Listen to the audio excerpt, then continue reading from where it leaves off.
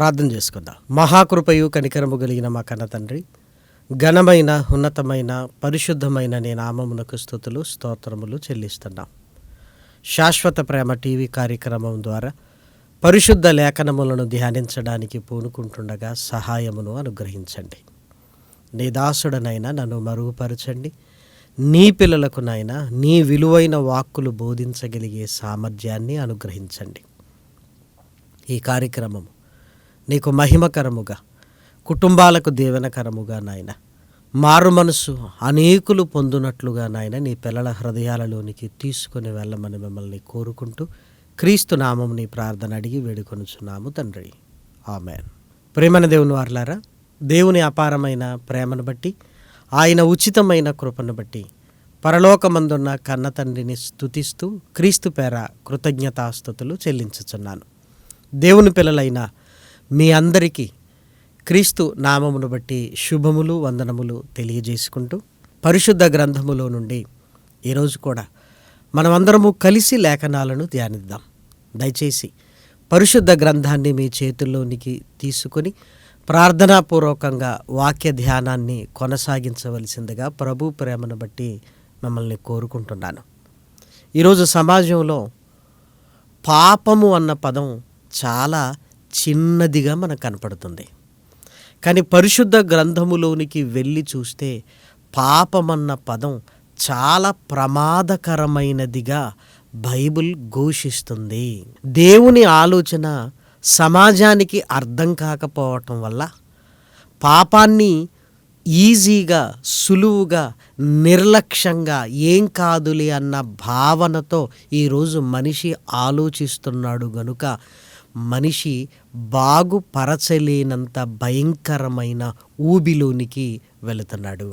రోగం కూడా చిన్నగా ఉన్నప్పుడు మందులకు లొంగుతుంది, కానీ ముదిరితే మరణం తథ్యము అన్నట్లుగా పాపము కూడా చిన్నది పెద్దది అన్న కేటగిరీస్ ఏమీ లేదు.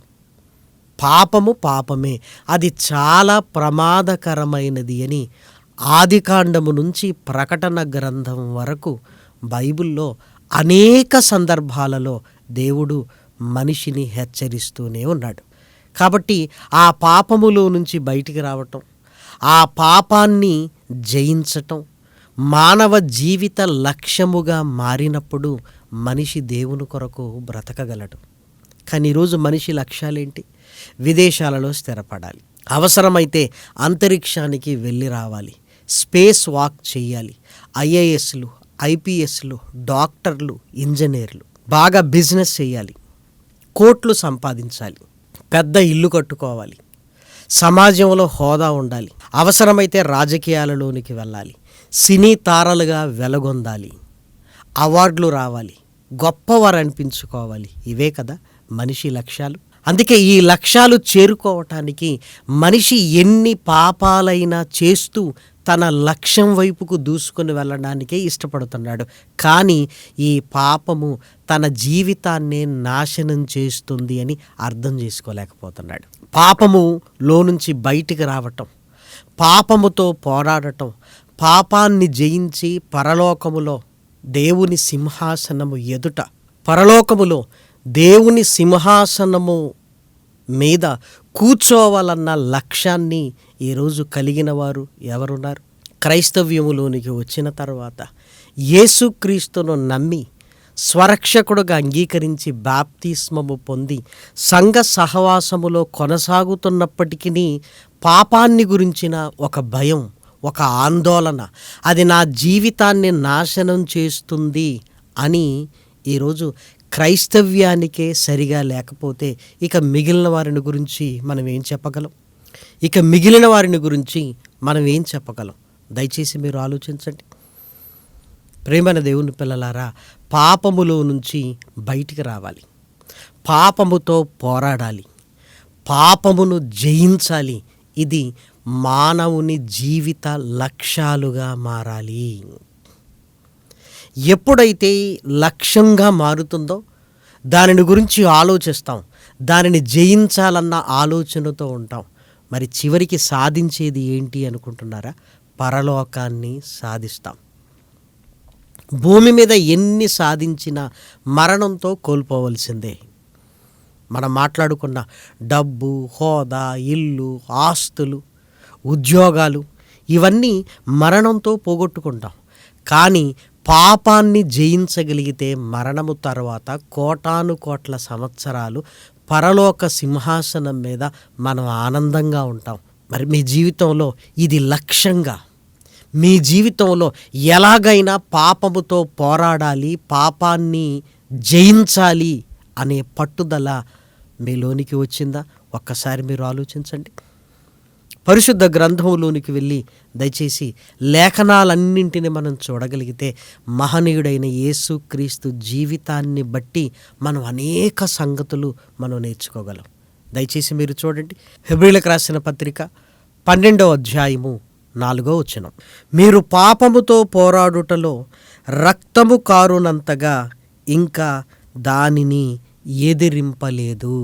పౌలు గారు మనతో మాట్లాడుతూ పాపముతో మీరు పోరాడుటలో రక్తము కారునంతగా ఇంకా మీరు ఎదిరింపలేదు అని మన గురించి లేఖనము ద్వారా తెలియజేస్తున్నాడు.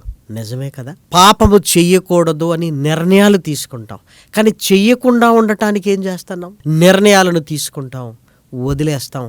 అయ్యో మరలా పాపం చేశానని కాసేపు బాధపడతాం, మరలా ఈసారి చెయ్యకూడదని నిర్ణయాలు మాత్రమే తీసుకుంటుంటాం. కొద్ది కాలానికి ఏం కాదు, నేను బాప్తీసం తీసుకున్నాను కదా, ప్రభు నన్ను క్షమిస్తాడు, ప్రభు బల్లలో చెయ్యి వేస్తున్నాను కదా, నాకేం కాదు అని ఒక ధైర్యాన్ని మనం కలిగి ఉంటాం. ఇక సమాజంలో చాలామందిని చూస్తున్నప్పుడు వారు నాకంటే భయంకరమైన పాపంలో ఉన్నారు, నా జీవితమే బెటర్ కదా అని మిగతా వాళ్ళను పోల్చుకుంటూ మనము కూడా నా స్థితి బాగుంది అని సంతోషిస్తుంటాం. కానీ ఇక పాపాన్ని ఎదిరించాలి అన్న ఆలోచనను కోల్పోతాం. ఈరోజు చాలామంది క్రైస్తవులు ఇలానే తమ జీవితాన్ని ఏం కాదులే, మిగిలిన వారికంటే నేను బాగున్నాను, ఆలయానికి వెళుతున్నాను కదా, దేవునికి డబ్బులు ఇస్తున్నాను కదా, అదేవిధంగా ప్రభు బలలో చెయ్యి వేస్తున్నాను కదా, ఇవన్నీ చేస్తే పాపము చేయమని అర్థమా? ఇవన్నీ చేస్తున్నానని పాపం చేస్తున్నావేమో. ఇవన్నీ చేస్తుంటే పాపము చేయొచ్చు అని పరిశుద్ధ గ్రంథంలో ఏమైనా ఉందా? లేదంటే అనేకులు ఈ శరీరాన్ని కలిగి పాపం చేయకుండా మనం ఉండలేము అన్న మాటలు విని మనం కూడా అసలు ప్రయత్నం చేయటమే మానేసామా? పౌలు గారు మాట్లాడుతూ పాపముతో పోరాడటములో రక్తము కారునంతగా మీరు దానిని ఎదిరింపలేదు అంటే ప్రయాస పడటం లేదు అని దాని అర్థం. ప్రియమైన దేవుని పిల్లలారా, పాపములో నుంచి బయటికి రావాలి, పాపముతో పోరాడాలి, పాపాన్ని జయించాలి. మనిషి జీవిత లక్ష్యాలు మన కళ్ళ ముందున్న మన జీవిత పరమార్థం. ప్రియమైన దేవుని పిల్లలారా, మరి పాపము నుంచి బయటికి రావాలి అంటే మనం ఏం చేయాలి అని జాగ్రత్తగా ఆలోచించగలిగితే ముందు మనము పాపులమని గ్రహించాలి. యేసుక్రీస్తు మన కొరకు భూమి మీదికి వచ్చాడు. ఇప్పటి వరకు ఆయన్ని ఎరుగక లోకంలో నేను పాపము చేశాను, నేను పాపిని అని ఒప్పుకోవాలి.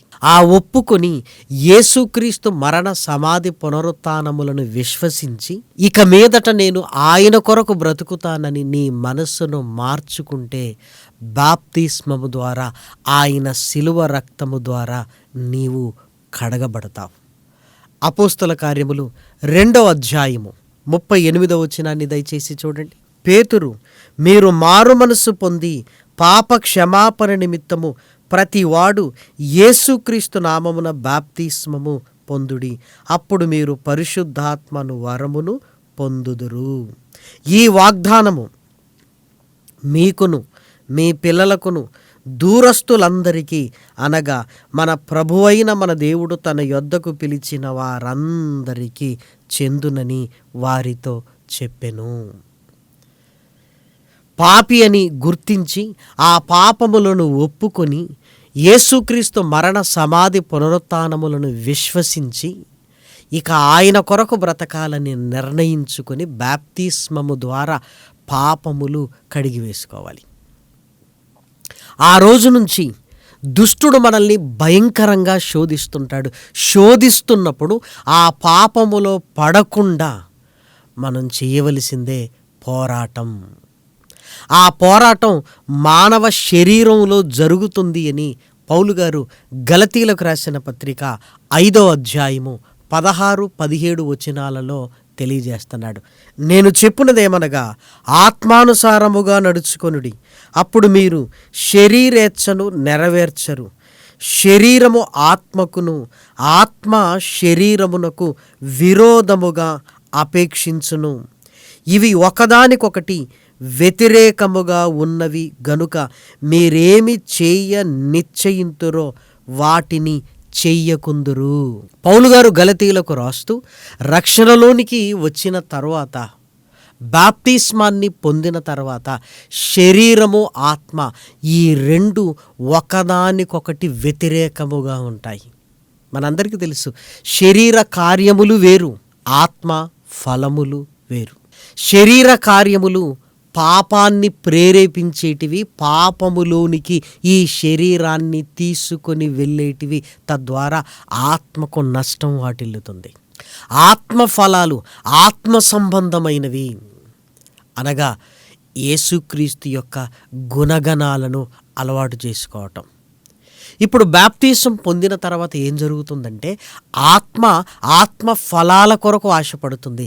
శరీరము పాపానికి అప్పటి వరకు అలవాటు పడి ఉంది గనుక శరీర కార్యాలను నెరవేర్చమని మనల్ని ఏం చేస్తుంది అంటే ప్రేరేపిస్తుంది. ఇప్పుడు జరిగేదే పోరాటం, ఒక సంఘర్షణ.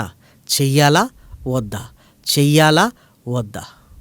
చాలాసార్లు ఈసారికి చేసేద్దాం, మరలా జనవరి 1 నుంచి చక్కగా ఉందాం అని ఎప్పుడు ఆ పాపం వైపుకు మనం వెళ్ళిపోతున్నావంటే పోరాటంలో నువ్వు ఓడిపోతున్నావని దాని అర్థం. ప్రేమన దేవుని పిల్లలారా, లేదు, శరీర కార్యములు మనల్ని ప్రేరేపిస్తున్నా ఆత్మను అనుసరించి నడుచుకొనుచు శరీర కార్యాలను అనగద్రొక్కడానికి నువ్వు ప్రయత్నం చేస్తున్నావా, నువ్వు పోరాటం చేస్తున్నావని దాని అర్థం. ప్రేమన దేవుని పిల్లలారా, దయచేసి మానవ శరీరములో జరుగుతున్న ఆ పోరాటాన్ని గురించి వ్రాయబడిన మాటలు మనం చూడగలిగితే, యాకోబు గారు రాసిన పత్రిక 4వ అధ్యాయము 1-2 వచనాలను దయచేసి చూడండి. మీలో యుద్ధములను పోరాటములను దేని నుండి కలుగుచున్నవి? మీ అవయవములలో పోరాడు మీ భోగేచ్ఛల నుండియే గదా. మీరు ఆశించుచున్నారు గాని మీకు దొరుకుటలేదు, నరహత్య చేయుదురు, మత్సరపడుదురు గాని సంపాదించుకొనలేరు, పోట్లాడుదురు, యుద్ధము చేయుదురు గాని దేవుణ్ణి అడగనందున మీకేమియు దొరకదు. మన కళ్ళ ముందు ఎన్నో యుద్ధాలు జరుగుతుంటాయి. ఆ యుద్ధంలో ప్రాణ నష్టం, ఆస్తి నష్టం, ఇవన్నీ మనం చూస్తున్నాం. ఎందుకంటే మనం యుద్ధ వాతావరణంలోనే ఉన్నాం. రష్యా ఉక్రెయిన్ల మధ్య యుద్ధం సంవత్సరాలుగా కొనసాగుతుంది. ఏమి సాధించగలిగారు? సంవత్సరానికి ఇంత నష్టం కలుగుతుంది అని లెక్కలు వేసి మనకు చూపిస్తున్నారే తప్ప ఉపయోగం ఏమైనా ఉందా? కళ్ళ ముందు జరుగుతున్న యుద్ధ ప్రభావమే ఇంత భయంకరంగా ఉంటే మనలో జరుగుతున్న యుద్ధానికి మన జీవితాలు ఏమైపోవాలో ఒకసారి మీరు ఆలోచించండి. మీలో యుద్ధములు పోరాటములు దేనివల్ల కలుగుతున్నది? మీ భోగేచ్ఛల వలనే కదా అని లేఖనము సెలవిస్తుంది. అంటే శరీర కార్యములను నెరవేర్చుకోవాలన్న ఆ ఆలోచనలోనికి వెళ్ళగానే ఆత్మ, నువ్వు బాప్తిస్మం తీసుకున్నావు, నువ్వు దేవుని కొరకు బ్రతకాలి, నువ్వు ప్రభు బల్లలో చెయ్యి వేశావు, నువ్వు పలాని రోజు నిర్ణయాన్ని తీసుకున్నావు అని నిన్ను నిరోధించడానికి ప్రయత్నం చేస్తుంది. కానీ లెక్క చేయకుండా మరలా పాపములోనికి మనం వెళ్ళిపోతున్నావంటే, ఈ పోరాటంలో పాపం చెయ్యడానికే నువ్వు మొగ్గు చూపుతున్నావంటే, ఆత్మ సంబంధమైన జీవితం, ఆత్మ నీతో మాట్లాడుతున్న నీ మనస్సాక్షి, నీ హృదయంలో ఉంటున్న వాక్కులను లెక్క చేయటం లేదని దాని అర్థం. పరిశుద్ధ లేఖనాలలో చాలా చక్కగా వ్రాయబడిన మాటలు ప్రియమైన దేవుని పిల్లలారా. అందుకే బాప్తిసం పొందిన తర్వాత సంఘ సహవాసములోనికి దేవుడు మనల్ని తీసుకొని వచ్చాడు. ప్రార్థన యందును అపోస్తలుల బోధ యందును, సహవాసమందును, రొట్టె విరుచుట యందును, ప్రార్థన యందు ఎడతెగక ఉండాలి అంటున్నాడు. ఎందుకు? నిర్ణయాన్నైతే తీసుకున్నాం, కానీ పాపము చేయకుండా ఉండాలి అంటే మన పరిస్థితులు మారాలి. లోకంలో ఉన్నావు గనుక, పాపము లోకములో ఉన్నది గనుక పాపం చేశావు. ఇప్పుడు పరిస్థితిని మారుస్తున్నాడు, అంటే స్థలాన్ని మారుస్తున్నాడు. ఇప్పుడు లోకములో కాదు, నువ్వు సంఘములో ఉన్నావు. నీ చుట్టూ బోధ, సహవాసము, రొట్టె విరుచుట, ప్రార్థన ఇవన్నీ ఉన్నాయి కదా. ఇవన్నీ ఉన్నప్పుడు, ఈ వాతావరణంలో నువ్వు ఎదుగుతున్నప్పుడు పాపము చేయకుండా నువ్వు ఉండగలుగుతావు. అంతేకాదు, పరిశుద్ధ లేఖనాలను హృదయంలో పెట్టుకొని ప్రార్థనా జీవితాన్ని కలిగి ఉంటూ ఆత్మచేత నువ్వు నడిపింపబడుతున్నప్పుడు ఈ పోరాటంలో నువ్వు గెలుస్తావు. చాలామంది బాప్తిస్మాన్ని తీసుకుంటారు, సంఘ సహవాసానికి వెళ్ళరు. నువ్వు ఎలా గెలవగలవు? చాలామంది జీవితాలలో ప్రార్థనా జీవితం ఉండదు. దేవుని నుంచి సహాయాన్ని నువ్వు పొందుకోకపోతే నువ్వు ఎలా దుష్టుణ్ణి గెలవగలవు? ఈ శరీర కార్యములను నిరోధించగలవు. చాలామంది బోధన వినరు. ఆదివారం ఎప్పుడో చివరిలోకి వెళ్తారు, మీటింగ్లో కూడా ఇదిగో ముగింపుకు వచ్చేస్తుంటారు. వాక్యము జీవము కలిగినది. దుష్టుణ్ణి ఎదిరించగలిగే సామర్థ్యము వాక్యము వలనే మనకు కలుగుతుంది. ఆ వాక్యము లేకపోతే ఎలా? నిర్ణయాలను తీసుకుంటున్నాం. పోరాటములో ఏం జరుగుతుంది అంటే, నిలబడాలన్న ఆ పట్టుదల లేకపోవటం వల్ల మరలా లోకపు వాతావరణములోనికి వెళ్ళి పాపం చేస్తున్నాం. ఏం కాదులే అని ఆ తర్వాత కాలాలలో కఠినమైన మనస్సును మనం కలిగి ఉంటాం. ప్రియమైన వారలారా, దయచేసి మన జీవితాలు అలా ఉండటానికి వీలు లేదు. పరలోకానికి వెళ్ళాలనే కదా రక్షణలోనికి వచ్చింది. ఈ చిన్న జీవితంలో పట్టుదల కలిగి మన ప్రభువు కొరకు మనం బ్రతకాలి. నువ్వు వాక్యపు వాతావరణంలో ఉండగలిగితే పాపము చేయకుండా ఉండే అవకాశం ఎక్కువ. అందుకే సంఘ సహవాసములోను, ప్రార్థనా జీవితంలోను, వాక్య పఠనంలోను ఆత్మచేత ఈ శరీరాన్ని ఎప్పుడైతే నువ్వు నడిపిస్తుంటావో అప్పుడు శరీరేచ్ఛలు నువ్వు నెరవేర్చవు. ఈ పోరాటంలో నువ్వు గెలుస్తావు. ఈ పోరాటంలో చెమట కార్చాలి. ఈ పోరాటంలో ఆశలు వదులుకోవాలి. ఈ పోరాటంలో అవసరమైతే రక్తము కారునంతగా కూడా శ్రమ పడాలి అని లేఖనము సెలవిస్తుంది. యుద్ధంలో మన దేశాన్ని గెలిపించడానికి సైనికులు ఏం చేస్తారో మనందరికీ తెలుసు కదా. సైన్యం చెమట కార్చింది అనేది చాలా చిన్న పదం. రక్తాన్ని చిందించారు అని మనం వింటుంటాము. ఒక దేశం కొరకే రక్తాన్ని చిందించి మనకు రక్షణను ఇస్తున్నప్పుడు నీవు దేవుని కొరకు నిలబడడానికి నీకోసము నువ్వు అవసరమైతే రక్తాన్ని చిందించాలంటే అంత భయంకరమైన శ్రమలు వచ్చిన ప్రభువును విడిచిపెట్టకుండా నీ రక్షణను కాపాడుకోవలసిన అవసరత ఉన్నది. దయచేసి చూడండి, లేఖనాలలో వ్రాయబడిన చక్కటి మాటలను ఆలోచించగలిగితే. హెబ్రీయులకు రాసిన పత్రిక 11వ అధ్యాయము, హెబ్రీయులకు రాసిన పత్రిక 11వ అధ్యాయంలో విశ్వాస వీరుల గురించి వ్రాయబడిన చక్కటి మాటలను దయచేసి చూడండి. హెబ్రీయులకు రాసిన పత్రిక 11వ అధ్యాయము 35వ వచనం. స్త్రీలు మృతులైన తమ వారిని పునరుత్థానము వలన మరలా పొందిరి. మరికొందరైతే మరి శ్రేష్టమైన పునరుత్థానము పొందగోరి విడుదల పొందనొల్లక యాతన పెట్టబడిరి. మరికొందరు తిరస్కారములను, కొరడా దెబ్బలను, మరి బంధకములను, ఖైదును అనుభవించిరి. రాళ్లతో కొట్టబడిరి, రంపములతో కోయబడిరి, శోధింపబడిరి, ఖడ్గముతో చంపబడిరి. ఇవన్నీ వారి జీవితాలలో మనకు కనబడుతున్నాయంటే పాపాన్ని ఎదిరించటంతో, ప్రభు కొరకు బ్రతకటంలో రక్తము కారునంతగా శ్రమపడ్డారు. రంపములతో కోయబడ్డారంటే మీరు ఆలోచించండి. రాళ్లతో కొట్టబడ్డారంటే మీరు ఆలోచించండి. ఏమండి, దేవుని కొరకు బ్రతకటంలో, ఈ పాపముతో పోరాటంలో ఆ స్థాయికి మనం వెళ్ళామా? లేదు కదా.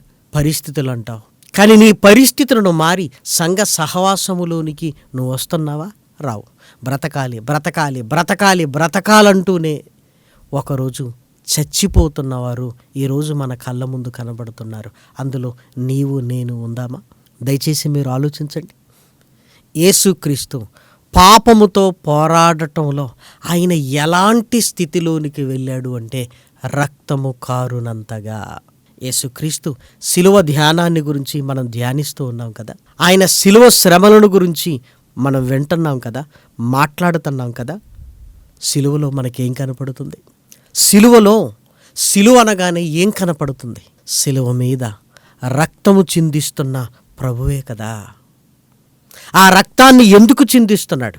పాపాన్ని జయించడానికి, దుష్టుణ్ణి జయించి మనకు రక్షణను ఇవ్వడానికి. ప్రియమైన దేవుని పిల్లలారా, దయచేసి మీరు చూడండి, శిలువ మరణం ద్వారా కలిగిన ఒక గొప్ప విజయాన్ని గురించి మనం ఆలోచించగలిగితే, కొరింథీయులకు రాసిన పత్రిక 15వ అధ్యాయం 55వ వచనం, ఓ మరణమా నీ విజయం ఎక్కడ?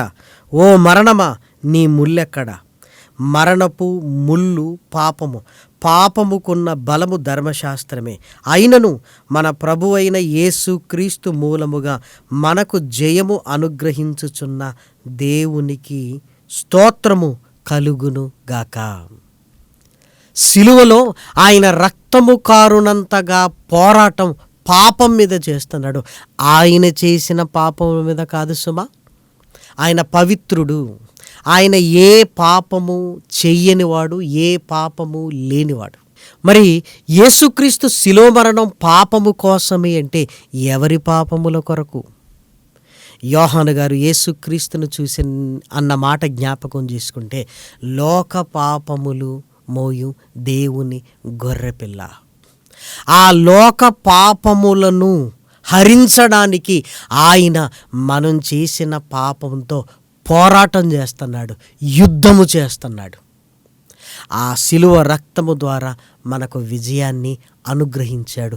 రక్తము కారునంతగా, ఇంకా చెప్పాలంటే ప్రాణము పోవునంతగా మన కొరకు ప్రాణత్యాగము చేశాడు.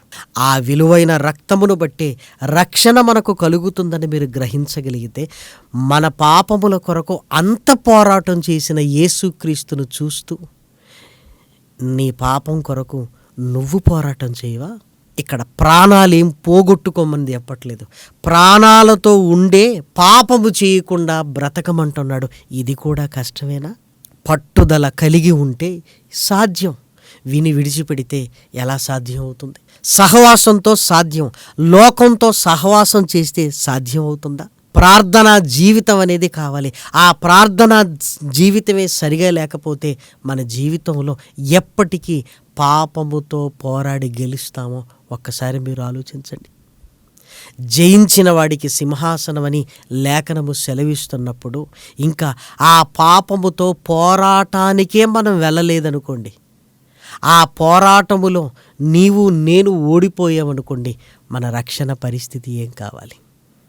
కాబట్టి దయచేసి పరిశుద్ధ గ్రంథంలో వ్రాయబడిన మాటలను జాగ్రత్తగా ఆలోచించాలి. చివరి మాటగా పేతురు గారు రాసిన మొదటి పత్రిక, ప్రియులారా, మీరు పరదేశులను యాత్రికులునై ఉన్నారు గనుక ఆత్మకు విరోధముగా పోరాడు శరీరాశలను విసర్జించి, ఆత్మకు విరోధముగా పోరాడు శరీరాశలను విసర్జించి అవసరమైతే ఇదిగో పోరాటం అన్న పదాన్ని ఉపయోగిస్తున్నాడంటే మీరు ఆలోచించండి. ఆత్మ పోరాటం అర్థం చేసుకుని ఈ శరీరాన్ని లొంగదీసుకోవాలి నీవు నేను. ప్రేమన దేవుని పిల్లలారా, అప్పుడే కదా పాప విషయంలో గెలిచి ప్రభు కొరకు మనం నిలబడతాం. యేసుక్రీస్తు కూడా దుష్టుణ్ణి జయించాడన్న సంగతి కూడా మనందరికీ తెలుసు.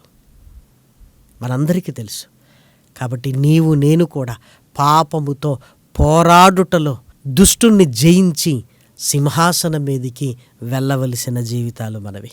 దయచేసి ఆలోచించండి, ఎక్కడున్నారు? ఇంకా రక్షణలోనికే రాకుండా పాపాన్నే వదులుకోలేదా? ఇంకా విమోచనలోనికి రాలేదా? అక్కడే ఉందా మన జీవితం? అయితే రక్షణలోనికి రండి. లేదు, నేను రక్షణలోనికి వచ్చాను, విమోచింపబడ్డాను, యేసుక్రీస్తును స్వరక్షకునిగా అంగీకరించాను అంటే మరి పాపంతో పోరాడుతున్నావా?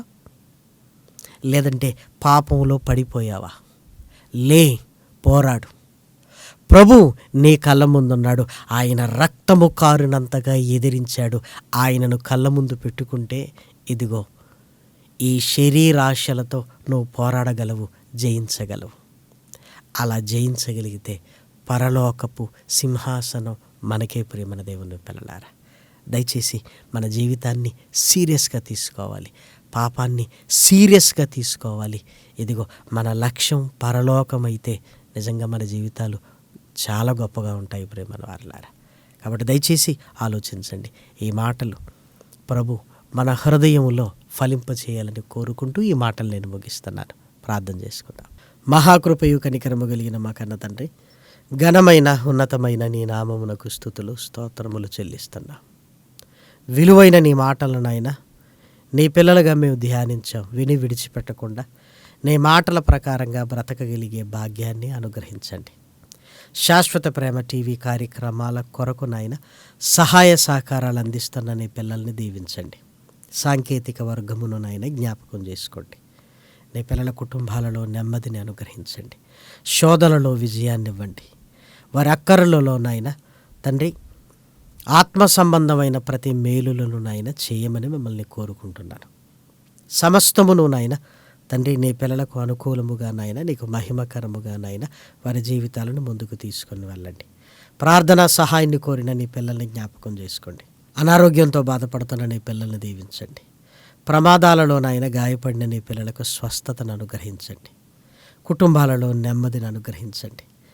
తండ్రి పిల్లల వివాహాల విషయంలోనూ ఉద్యోగాల విషయంలోనూ నాయన నీ పిల్లలకు సహాయాన్ని అనుగ్రహిస్తూ తండ్రి నీ యందు వర్ధిల్లగలిగే భాగ్యాన్ని ఇవ్వమని బ్రతిమలాడుతూ ప్రాధేయపడుతూ క్రీస్తు నామం నీ ప్రార్థన అడిగి వేడుకొనుచున్నాము తండ్రి. ఆమేన్. పరమ తండ్రి అయిన దేవుని ప్రేమ, కుమారుడైన యేసు క్రీస్తు కృప, పరిశుద్ధాత్మ యొక్క అన్యోన్యమైన సహవాసము ఇప్పుడును ఎల్లప్పుడూ సదాకాలము మనందరికీ తోడై ఉండునుగాక. ఆమేన్. అందరికీ వందనాలు.